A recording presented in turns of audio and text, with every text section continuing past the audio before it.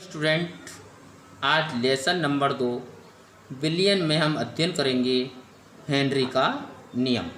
पहले मैं इसका इंट्रोडक्शन बताता हूँ।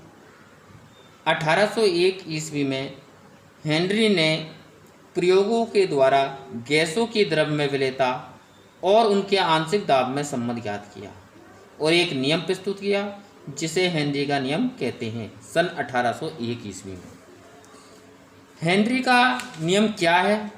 स्थिर ताप पर गैस की द्रव्य विलेयता विलयन पर गैस के आंशिक दाब के अनुपाती होती है। स्थिर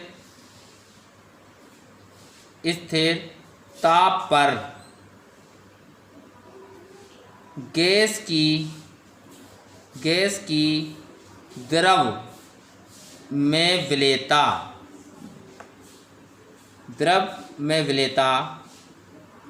विलयन पर गैस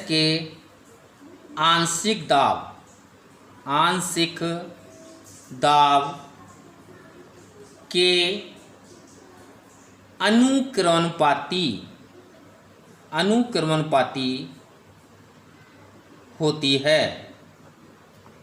अनुक्रमानुपाती होती है। एक बार फिर से मैं रिपीट कर दे रहा हूँ। स्थिर ताप पर गैस की द्रव्य विलेयता विलयन पर गैस के आंशिक दाब के अनुक्रमानुपाती होती है। एस अनुक्रमानुपाती पी, एस बराबर के पी,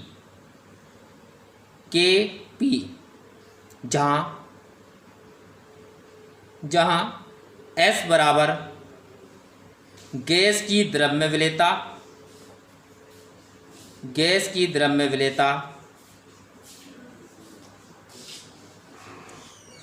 पी बराबर विलयन पर गैस का आंशिक दाब,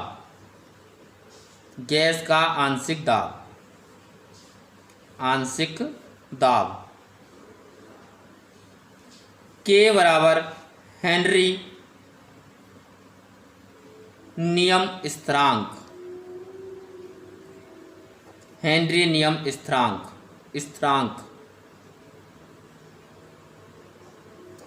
इस नियम को हम निम्न प्रकार से भी व्यक्त कर सकते हैं। स्थिर ताप पर गैस का विलयन में मोल प्रभाज विलयन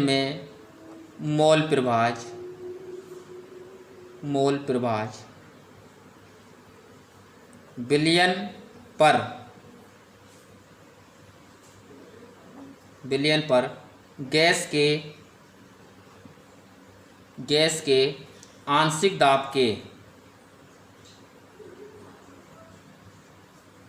दाब के अनुक्रमानुपाती होती है।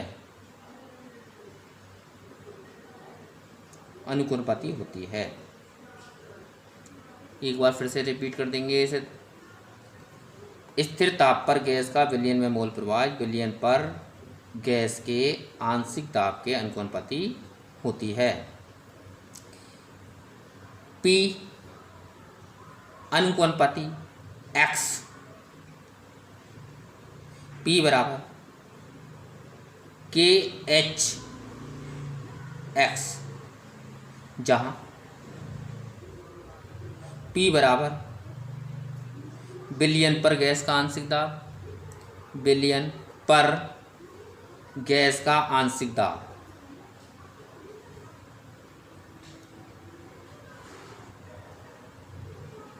एक्स बराबर विलयन में गैस का मोल प्रभाज,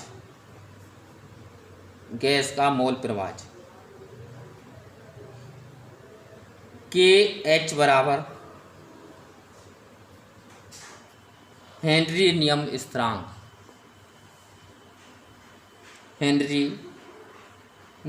स्थिरांक।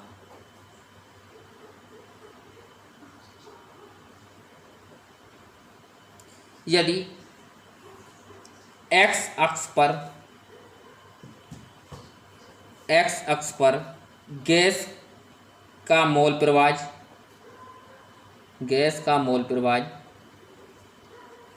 प्रवाह तथा बाई अक्ष पर आंशिक दाब के मध्य ग्राफ खींचा जाए तो एक सरल रेखा प्राप्त होती है।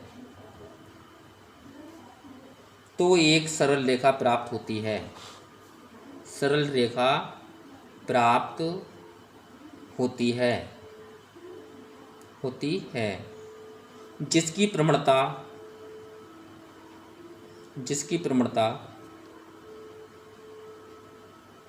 हेनरी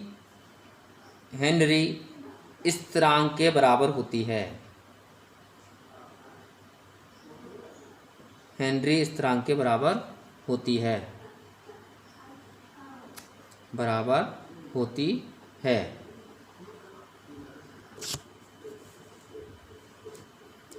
ये ग्राफ मोल प्रवाह तथा आंशिक दाब के बीच है। इसमें एक्स अक्ष पर हमने मोल प्रवाह लिया है और वाई अक्ष पर हमने आंशिक दाब लिया है। एक सीधी रेखा में हमें ये प्राप्त होता है। अब आती हैं हेनरी नियम की सीमा। हेनरी नियम की सीमाएं।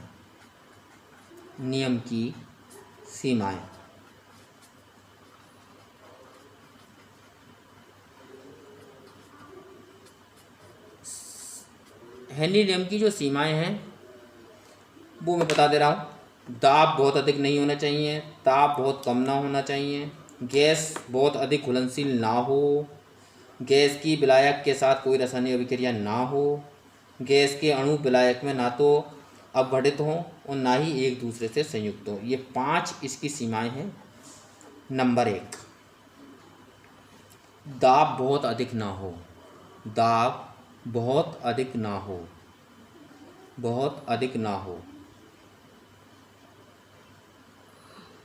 नंबर 2, ताप बहुत कम ना हो।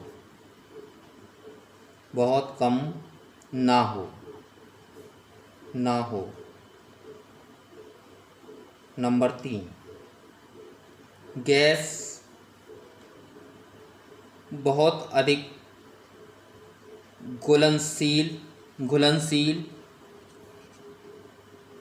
घुलनशील ना हो।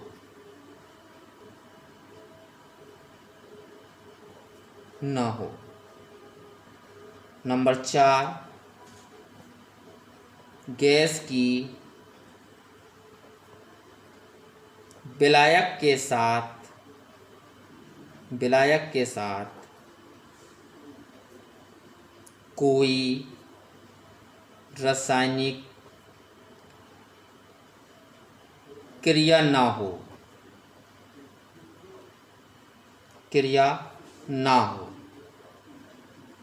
नंबर 5, गैस के अणु विलायक में ना तो अपघटित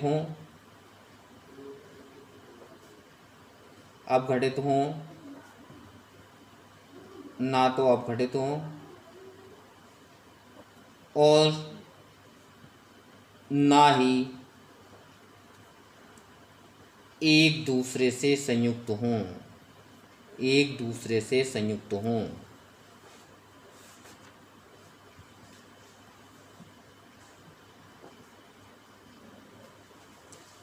अब आते हैं हेनरी के नियम के अनुप्रयोग। हेनरी के नियम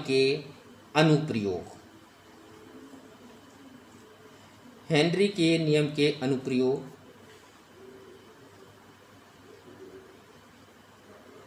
अनुप्रयोग में सबसे पहले आता है हमारा सोडा वाटर तथा शीतल पेयों के निर्माण में। सोडा वाटर तथा शीतल पेयों में CO2 की विलेयता बढ़ाने के लिए बोतल को अधिक दाब पर बंद किया जाता है। पहला तो अनुप्रयोग यही है। दूसरा अनुप्रयोग क्या है? गहरे समुद्र में गोताखोर के लिए। गहरे समुद्र में गोताखोर सांस लेने के लिए वायु से भरे सिलेंडरों का प्रयोग करते हैं। जब ये CO2 को सांस द्वारा बाहर निकालते हैं तो अधिक दाब तथा नाइट्रोजन की रुधिर में अधिक विलेयता के कारण नाइट्रोजन की रुधिर में सांद्रता अधिक हो जाती है। जब ये समुद्र से बाहर निकलते हैं तो दाब कम हो जाता है तथा नाइट्रोजन रुधिर में से बुलबुलों के रूप में बाहर निकलती है। इनसे कुछ बुलबुले कोशिकाओं में अवरोध उत्पन्न करते हैं जिन्हें वेंट्स कहते हैं। वेंट्स के कारण अधिक पीड़ा होती है, कभी कभी ये जानलेवा भी हो सकती है। तो हम सबसे पहला इसका उपयोग लिखते हैं। नंबर 1, सोडा वाटर तथा शीतल पेय में CO2 की विलेयता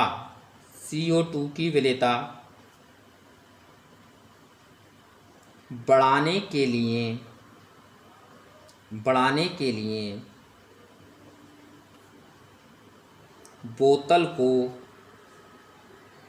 बोतल को अधिक दाब पर बंद किया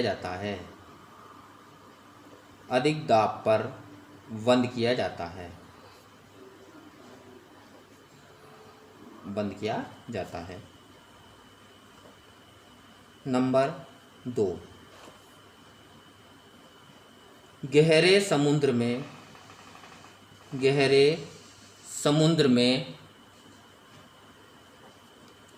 में गोताखोर सांस लेने के लिए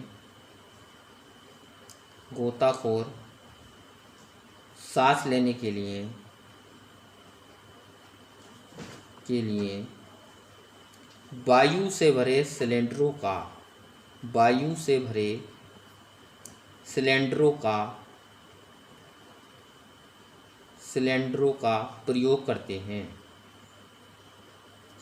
का प्रयोग करते हैं।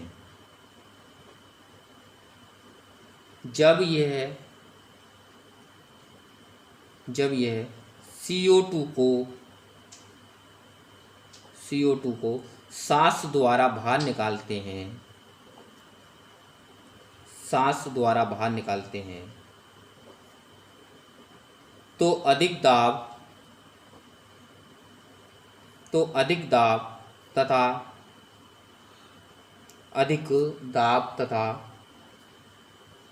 नाइट्रोजन की रुधिर में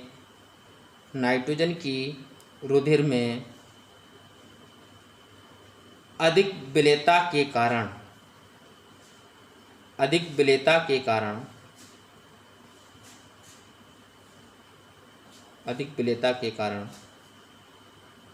नाइट्रोजन की रुधिर में सांद्रता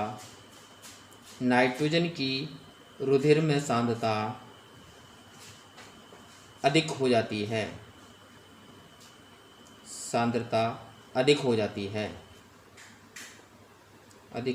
है।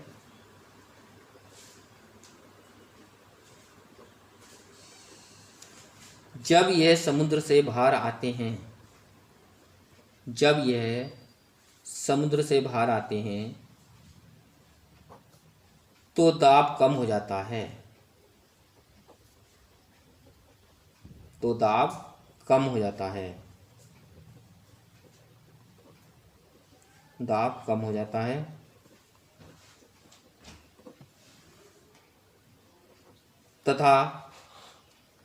नाइट्रोजन रुधिर में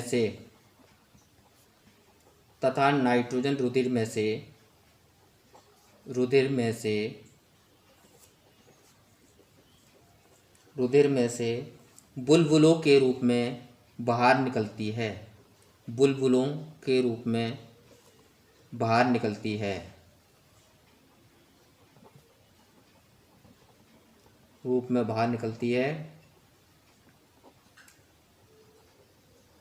इनमें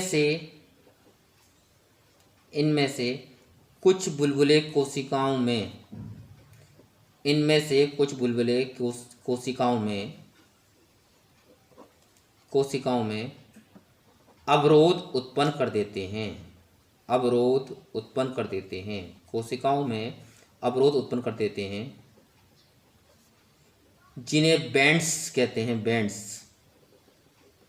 जिन्हें बैंड्स कहते हैं।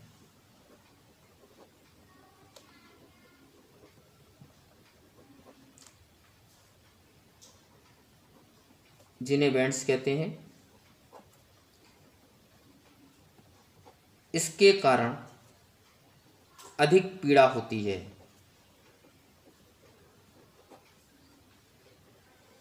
इसके कारण अधिक पीड़ा होती है। अधिक पीड़ा होती है। इसलिए गोताखोर सांस लेने के लिए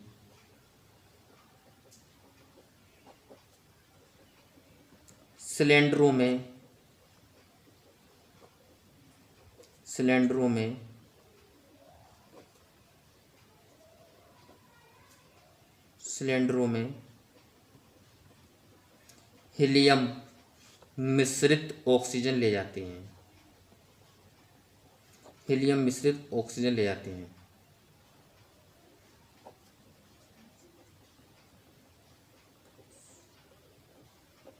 क्योंकि हीलियम की उपस्थिति में बैंड नहीं बनती हैं।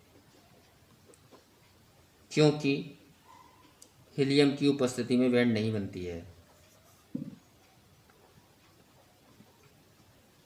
हीलियम की उपस्थिति में बैंड नहीं बनती है।